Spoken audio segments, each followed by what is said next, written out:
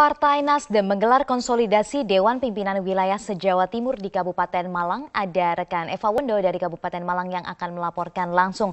Eva, apa saja hasil konsolidasi Partai Nasdem di sana?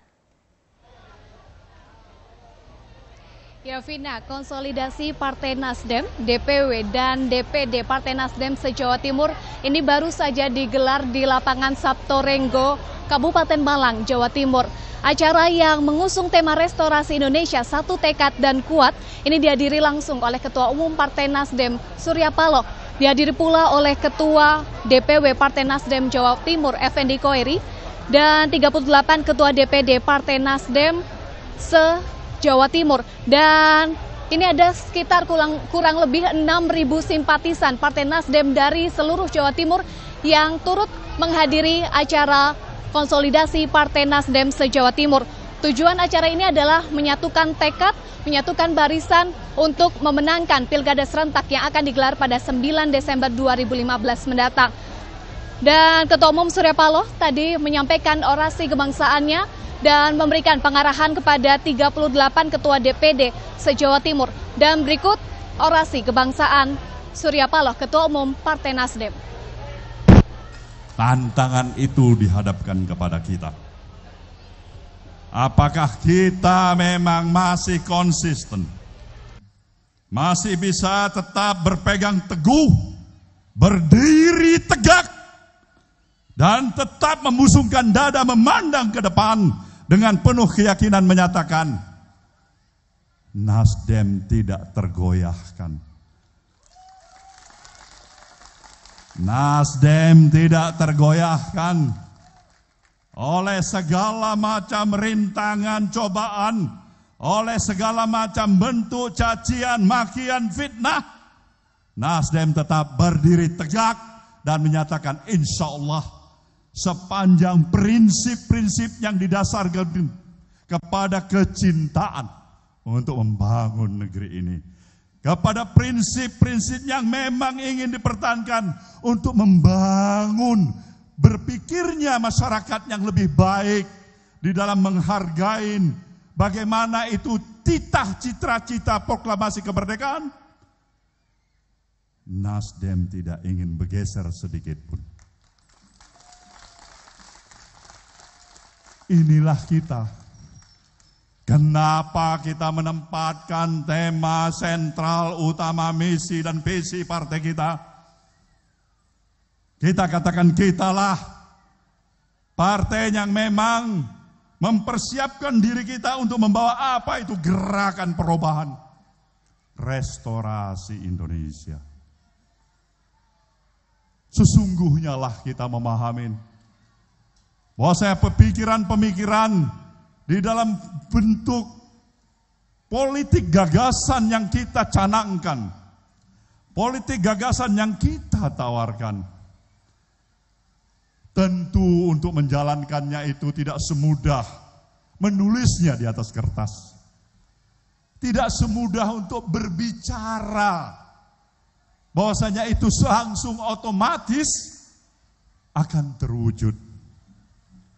Dibutuhkan energi besar, dibutuhkan kemampuan yang hebat dari waktu ke waktu, dibutuhkan tekad, semangat, konsistensi, pengorbanan, waktu, tenaga, pikiran, bahkan mungkin harta untuk mewujudkan cita-cita itu besar itu, saudaraku semuanya. Dan yang tidak kalah pentingnya lagi, kita akan menghadapi apa itu yang namanya godaan. Apa itu yang namanya godaan? Karena kita adalah hidup di dunia yang fana ini. Kita bukan hidup di akhirat, kita masih hidup di bumi, di dunia yang fana ini. Artinya apa? Kodrat kita sebagai makhluk Allah, memang secara kodrati kita itu tidak ada yang sempurna. Tidak ada siapapun di antara kita yang sempurna. Mau pemimpin besar kita yang mendahuluin kita, Proklamator bangsa ini apakah dia sempurna? Saya katakan proklamator pun tidak sempurna di negeri ini. Apalagi kita. Maka ketidaksempurnaan itu memang adalah kodrate. Tetapi kewajiban kita adalah berupayalah membuat sesuatu yang lebih mendekatin kesempurnaan. Itulah yang paling maksimal kita berikan. Kesilapan, kesalahan, dosa adalah merupakan hak bagi kita sebagai makhluk yang tidak sempurna ini. Tapi bangkitkanlah kembali nawah itu menurut Islam.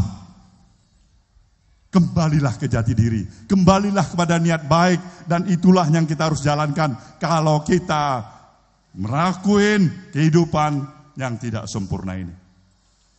Maka perjuangan di dalam membawa gerakan perubahan restorasi Indonesia ini menghadapi godaan kepada kita. Kadang kita harus berpikir, kenapa begini beratnya misi yang mulia ini? Misi yang begitu mulia, yang begitu baik untuk membangun bangsa ini. Kita berhadapan dengan tantangan. Pikiran-pikiran mereka yang serba terjebak pada pikiran-pikiran yang pragmatis. Semuanya mau pokoknya harus diselesaikan saat ini. Berapa harganya? Cocok harga, angkat barang, itu yang terjadi di sekitar kita. Inilah pragmatis transaksional yang terus menerus memakai topeng demokrasi. Tetapi di balik sistem nilai demokrasi ini sebenarnya di sana ada manipulasi-manipulasi yang tersembunyi dan tidak sesuai dengan moralnya Pancasila, saudaraku. Nasdem ingin melawan ini. Bosan dia dengan tata cara kehidupan yang berperilaku seperti ini. Kita mau mendobrak ini semuanya. Kita mau dobrak ini. Kita mau dobrak ini, saudaraku semuanya. Kita mau dobrak itu apa yang namanya kemunafikan. Kemunafikan itu yang kita mau dobrak. Kita mau, marilah kita bersikap lebih jujur pada mata hati, kata hati kita, dan akal sehat kita. Letakkanlah semua permasalahan itu pada proporsinya yang sebagaimana mestinya. Jangan pura-pura baik. Jangan pura-pura orangnya itu bagus. Jangan menganggap tidak pernah bersalah. Jangan lempar batu sembunyi tangan pada Nasdem, saudaraku semuanya. Nasdem akan bangkit dan menyatakan, tunggu dulu. Nasdem tidak mudah untuk terkalahkan oleh perbuatan-perbuatan yang memang merugikan kehidupan sistem demokrasi kita yang kita miliki bersama, saudaraku semua. Inilah yang saya perlu tekankan pada saudara. Memang kalau kita namanya tadi yang saya katakan, ya kodratnya sebagai makhluk Allah yang memang tidak memiliki kesempurnaan. Terus dihujat, terus dituding, terus diunjuk-unjuk, dikatakan salah, dipaksakan salah. Tunggu dulu. Kita juga punya batas kesabaran. Apa betul itu? Nasdem punya batas kesabaran? Betul? Kita punya batas kesabaran. Kita mau kita hidup berdampingan tangan, bergandengan tangan, bahu-membahu, lebih memprioritaskan bagaimana masalah kebangsaan, tantangan kebangsaan yang ada di depan mata telinga kita yang hebat, tantangan yang hebat ini.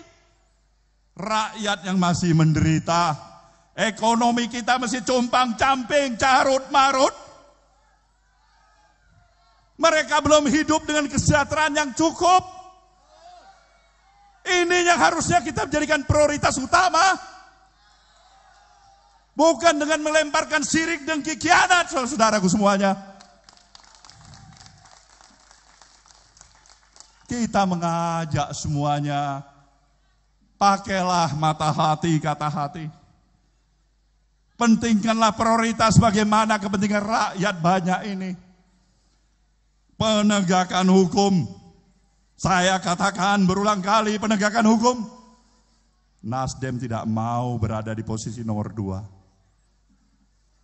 Kita mau di barisan yang paling terdepan. Nomor 1 itu Nasdem dalam upaya penegakan hukum di negeri ini. Tindak yang salah itu, hukum yang seberat-beratnya. Kalau memang salah, hukum. Tapi jangan coba-coba politisasi hukum, saudaraku. Itu Nasdem akan marah. Jangan coba-coba permainkan hukum. Jangan coba-coba hukum menjadikan komoditas kelompok dan golongan. Nasdem akan marah, saudaraku semuanya. Inilah yang kita harapkan. Maka sebagai partai baru, dia telah menambatkan perhatian yang luar biasa dari seluruh kekuatan institusi partai-partai politik yang ada di negeri ini. Kita mensyukuri ini. Tetapi ini juga merupakan tantangan bagi kita semuanya, para kader Nasdem. Kalau para kader ini memang kadernya bukan memang otot kawat tulang besi, kalian itu bukan kader yang ulet. Kalian itu kadernya kader kerupuk yang akan cair. Partai ini akan tenggelam segera, saudaraku semuanya. Tapi kalau kalian betul-betul pada diri kalian, nawahitunya, tekad dan semangatnya, hati dan jiwanya kalian mengatakan, memang aku yakin bahwasanya politik, gagasan, gerakan perubahan restorasi Indonesia ini harus berlanjut apapun resikonya. Insya Allah kita akan tampil sebagai juara hebat ke depan nanti, saudara. Inilah harapan saya sebagai ketua umum. Maka pertanyaannya kepada kalian semuanya, apakah kalian siap? Apakah kalian siap? Siap? Siap? Itulah yang membesarkan hati saya sebagai pimpinan kalian di Jawa Timur ini. Kita akan bergerak terus. Pilkada serentak yang pertama kali dilaksanakan pada tahun 2015 yang insya Allah pada 9 Desember yang akan datang. Bolehlah kita berharap Nasdem partai muda, tapi hasilnya bukanlah hasil yang mudah. Partai 4 tahun, tapi hasilnya bolehlah insya Allah. Walaupun diterpa oleh berbagai rintangan, tantangan, halangan. Satu hal yang pasti, tingkatkan kewaspadaan. Mintalah kepada Sang Maha Pencipta. Niat baik akan tetap mendapatkan hasil yang baik. Saya instruksikan kepada seluruh kekuatan partai Nasdem di Jawa Timur ini untuk mengeluarkan seluruh energinya secara optimal, benar-benar membantu pemenangan calon-calon, para bupati dan wakilnya, wali kota dan wakilnya yang dicalonkan oleh partai Nasdem untuk menang pada tanggal 9 Desember yang akan datang. Ini instruksi saya. Dan insya Allah saudara, setelah 9 Desember nanti, kita lihat kembali hasilnya. mungkin kita seperti pepatah menyatakan, kalau ada sumur di ladang, bolehlah saya menumpang mandi. Kalau ada umur yang panjang, bolehlah kita bertemu lagi di sini, saudara. Vina, dalam orasi kebangsaan yang disampaikan oleh Ketua Umum Partai Nasdem Surya Paloh ini kembali menegaskan bahwa Partai Nasdem tidak terpengaruh dengan adanya cobaan dan ujian yang sedang dihadapi saat ini, dan Partai Nasdem ini masih terus bersatu untuk memenangkan Pilkada serentak pada 9 Desember 2015 mendatang. Dan dari 19 wilayah atau kabupaten kota di Jawa Timur, Partai Nasdem ini mendukung 14 kabupaten kota di Jawa Timur. Demikian Vina, kembali ke Anda di studio.